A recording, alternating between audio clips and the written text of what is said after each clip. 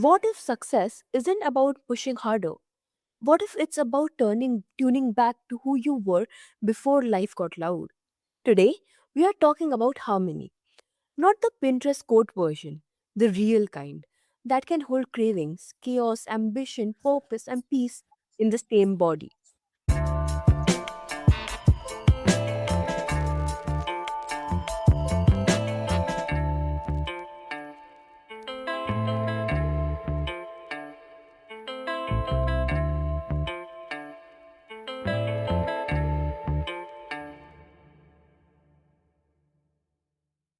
Hey everyone, welcome to Mind Over Matter.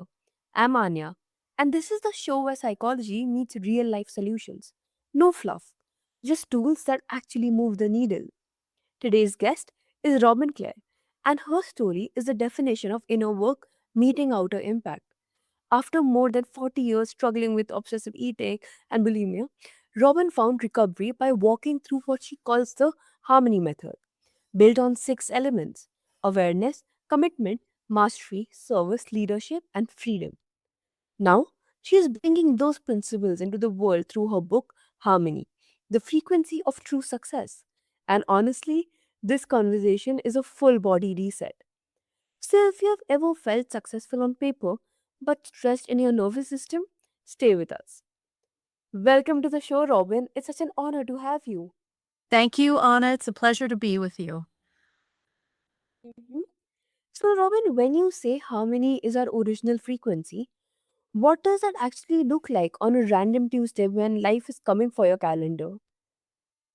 Yes, so it's a state of alignment is really what the frequency of true success. It's the alignment of your inner world with your outer purpose, or just how you are internally is how you're going to project externally. And so the more that you can become more peaceful and more aligned internally, the more you'll be able to project that out into the world. And so these six steps of the harmony method help us to reach that state of inner alignment and outer alignment. And would you like me to just share the six steps and what they mean with your audience? Yes, yes, Okay. please. Okay. So I'm going to talk today about my recovery journey in regards to the harmony method. So I was in addiction from food. In fact, the world doesn't even call it addiction when it comes to food. They call it a disorder, but sugar is very addictive. And so I was basically truly addicted to sugar was my poison of choice.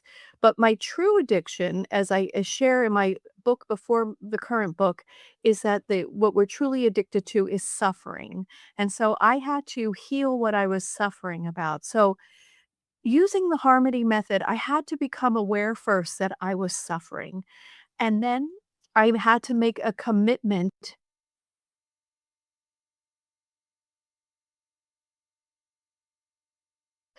to understand and heal what was creating the trauma. Why am I suffering? What trauma did I live either? And I had to go back to past lives to find some of it.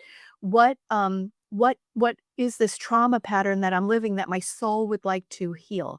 So that's the commitment, is to do whatever it takes to heal this trauma. And then the mastery is when I begin to really understand what what created the trauma. How did it create suffering in me? How did I need to feel better from that suffering? What secondary addictive tools did I use? So for me, it was food, sugar, mostly sugar. And then what am I learning on the healing path and how can I apply that? So the mastery is really understanding the problem and then understanding the solutions and starting to integrate them inside of yourself. Service was my writing of that book, Feast and Famine, Healing Addiction with Grace, so that I could share that knowledge with others, being of service. And then leadership is walking the walk that every day I think about my recovery. I wanna be, and I am, in long-term recovery. So what do I do with my mind, my body, my spirit, and my emotion to stay in long term recovery. And then that leads to freedom. And freedom is the knowing that all the work that I've done on the inside is now I'm projecting it out into the world. And when people see me, they see a person in long term recovery and someone who is joyful and peaceful. And so that's the freedom, and that's that combination of the 2 is the frequency of harmony. So you're living all of these it's a journey from awareness to freedom, but the combination of living them all becomes your state of harmony. Does that make sense? Yes, it does, and that's so real because most of us don't notice we are off track until we are already stress eating, doom scrolling, snapping at people, or quietly dissociating in a meeting. Yes, totally, totally, and that's why I was sharing before we went online here that I was thinking about the name of your podcast is Mind Over Matter, and it sounds almost like a force, right? You're forcing your mind to do better than what's going on in your life, right? It feels the term itself feels forceful and yet it's not necessarily. But I wanted to talk about matter for a moment if that's okay. So in the spiritual teachings, the current spiritual teachings, my friend Colleen Morgan teaches about this. What we what truly matters to us, what truly matters to us is what we're going to create into matter. And so we have to be careful what we say matters to us. And so I'm just using matter in a different term, basic, probably more than what this term originally meant. I think mind over matter was like for when something bad was happening. So I'm turning that around and saying mind over matter. What if something really matters to you that's important that you really want? You don't want your mind to override what matters. What you wanna do is align your mind, your thoughts, and your, eventually your emotions and your actions with what really matters to you.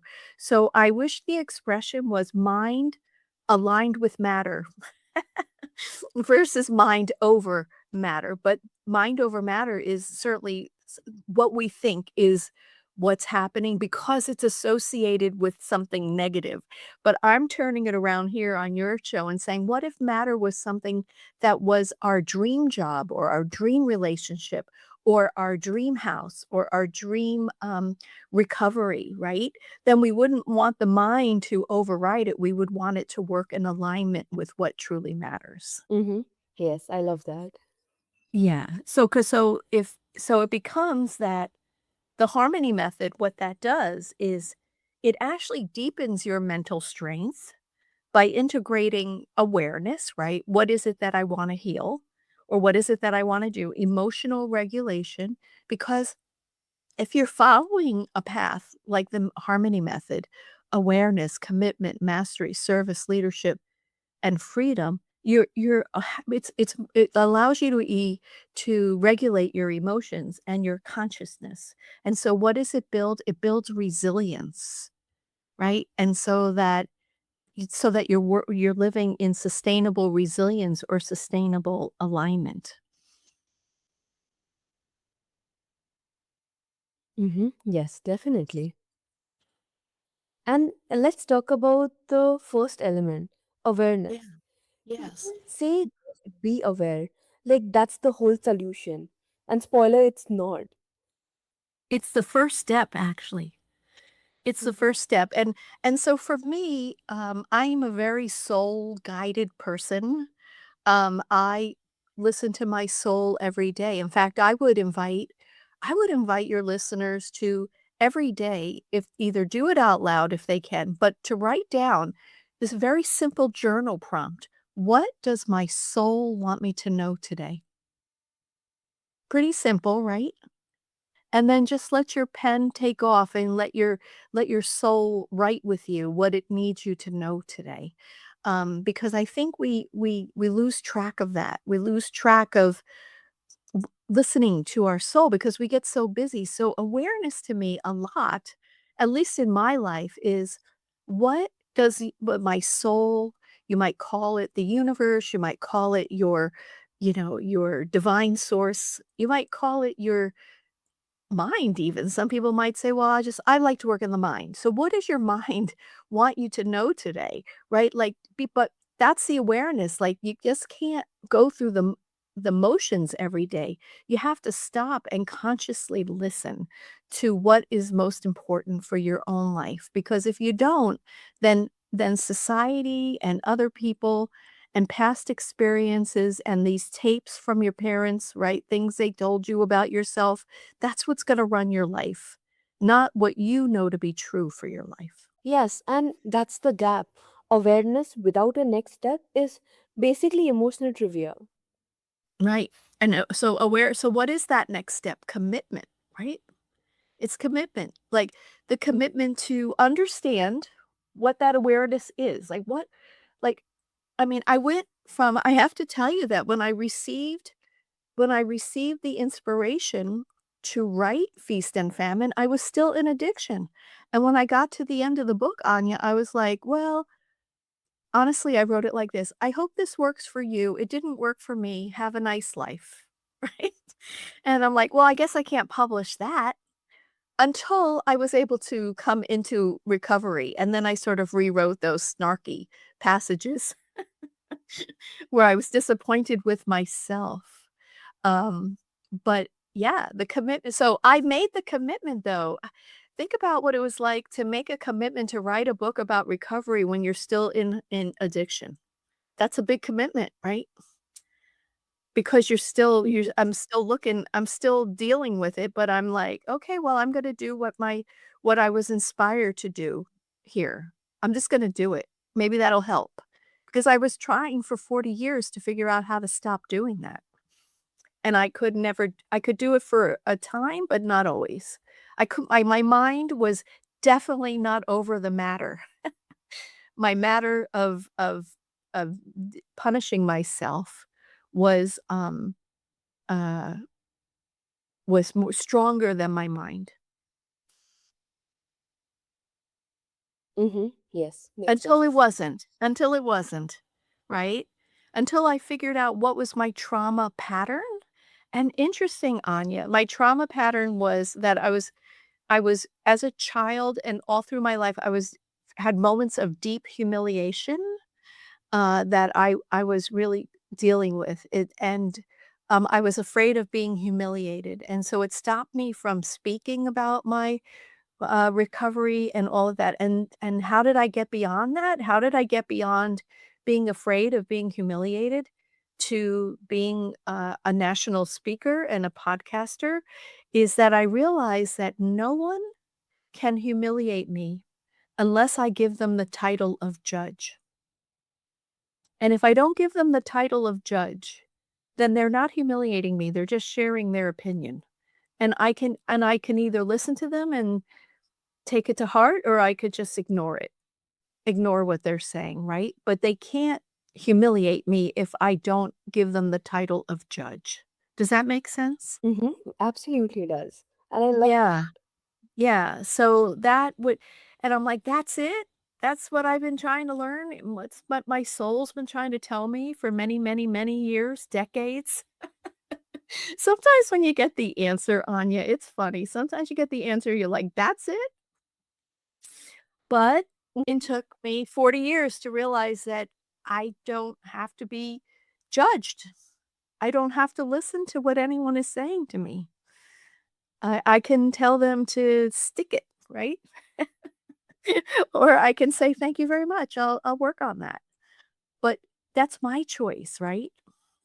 They don't have I took the control away from them of who I am, right? And so then I could just carry on with my life in a more healthy way. Yes, that's amazing. Yeah. And also, how do you help people commit in a way that's steady, not rigid, especially after years of starting over, relapsing, or self betrayal? Say the first part again, please. I'm sorry, it broke up a little bit. How do you help people commit in a way that's steady and not rigid, especially after years of starting over, relapsing, or self betrayal? Yeah. Yeah. I'm thinking about that, and I would say I'm focusing my mind is focusing on the word rigid, and I wanna make sure that people understand that it's not that healing doesn't happen when you're rigid or forceful.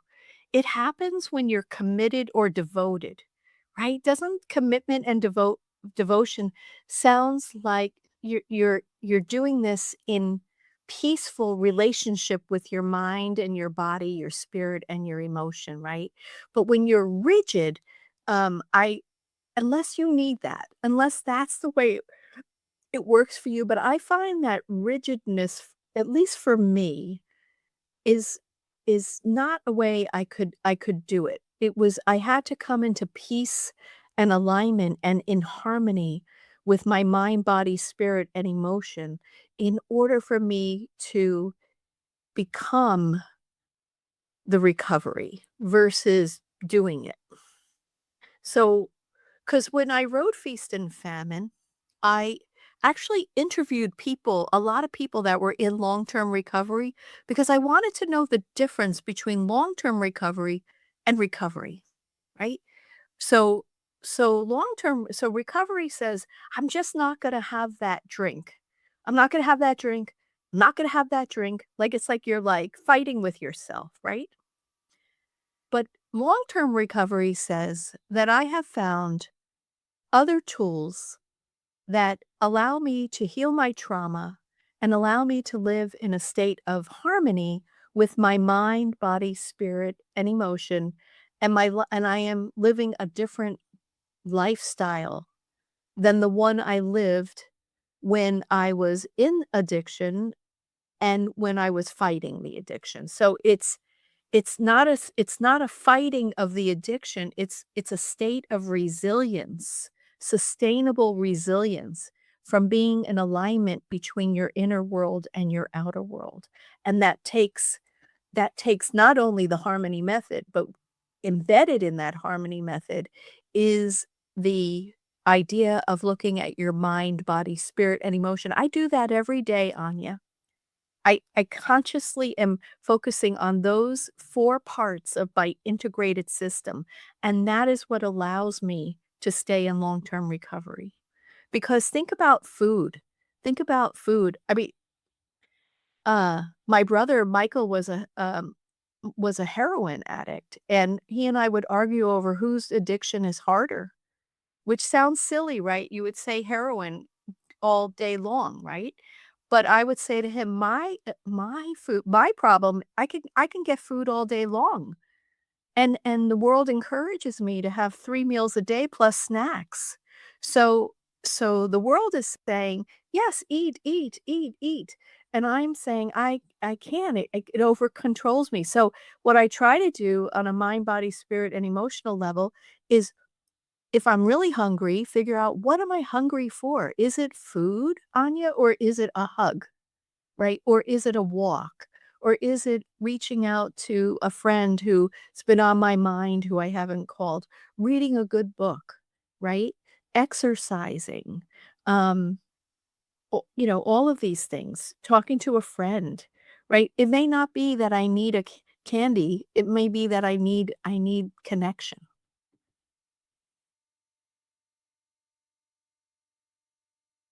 Mm-hmm.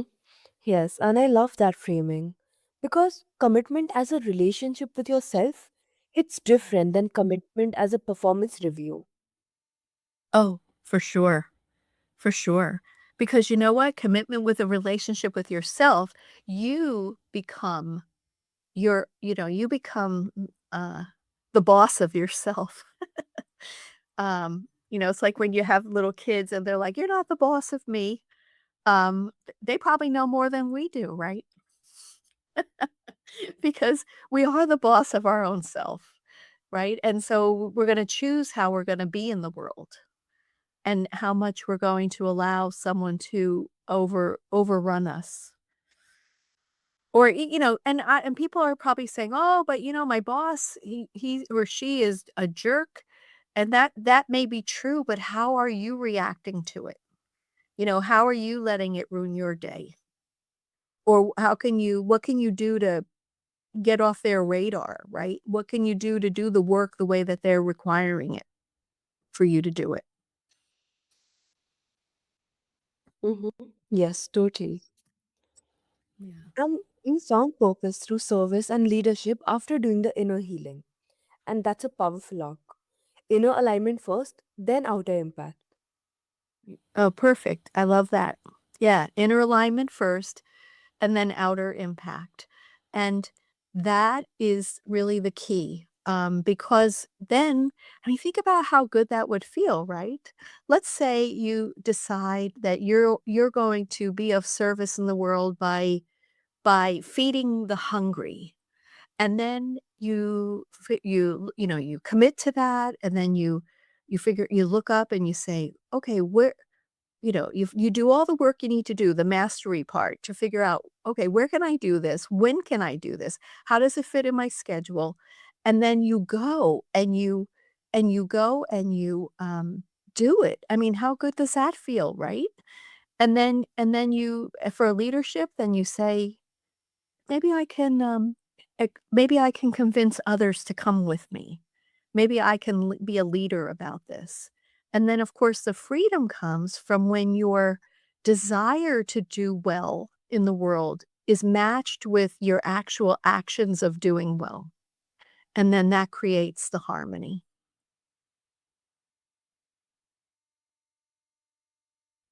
Mm-hmm. Yeah, makes sense. And how do you tell the difference between purpose that heals you and purpose that's just another way to avoid yourself? Well, I would imagine if people are listening to your podcast, they're trying to figure that out, right? They're trying to figure out, how do I live a life of purpose that truly aligns with my soul? And so that's what I think I was sharing with you in the beginning. This journaling prompt of what does my soul want me to know today? Because it really comes down to that we are a soul being having a human being experience, right? And so we're not here by accident. We're here for a purpose.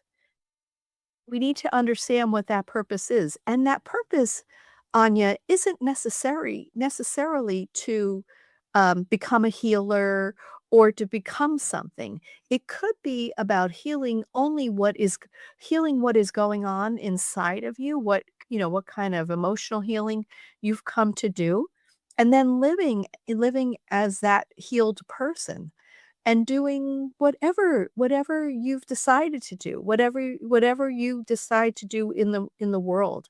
But I think our true purpose in life is to understand what our soul's intention is and to fulfill that. And that is, I think, what I also call our divine purpose. So I'm not sure I answered you, but I think that it comes down to truly understanding what our purpose is. And then what happens if you're lucky and you know what your inner purpose is, then you can figure out what to do in the external world to to project that out there into the world. And it could be something that you may not even be expecting, or you may see that you're already there. The job that you have allows you to project out your internal purpose as well. Yes, and that's one spicy because the world revolves over functioning. And sometimes we call it mission driven when it's actually, I don't know how to reset. Don't know how to reset. Yeah, yeah. Well, reset again. I think I've reset, I'm actually a senior now, and I've reset my life many times. um in my lifetime because I am listening to what is my what is next on my soul journey. But I have to say this, Anya, really interesting. I am also the executive director of a nonprofit that helps other seniors to continue to share their wisdom and knowledge in the workplace in ways that work for them, part-time jobs, maybe work from home, but allowing them to continue to use their brain and their body to be healthy, right? And to share their wisdom and knowledge. But I realized when I got there that every job that I had and everything that I've done up to that moment in time, I'm using in my nonprofit world. So my point to share that is that every opportunity that we have, every experience is part of our soul's journey in this lifetime. And the key is to figure out what has happened in the past, what's happening in the present, and how do I continue to grow into the future? Because it's all a journey. It's all our we it is our s- we're here we are here in the physical body facilitating the soul's journey. It's not the other way around. And so if you can connect deeper to your soul's journey, then you're going to know it more clearly what when that next opportunity comes, whether or not you should take it in any aspect of your life. You'll know intuitively in your soul because you'll be listening inside of yourself for the answers. Yes, that's amazing. And as you're listening, I want you to ask yourself one bold question. Where am I trying to force success instead of allowing alignment? Not to judge yourself, just get honest. Yes, And perfect. Mhm. And try this simple harmony check in once today. Pause and breathe for 3 slow breaths. Ask, what am I feeling and what do I need?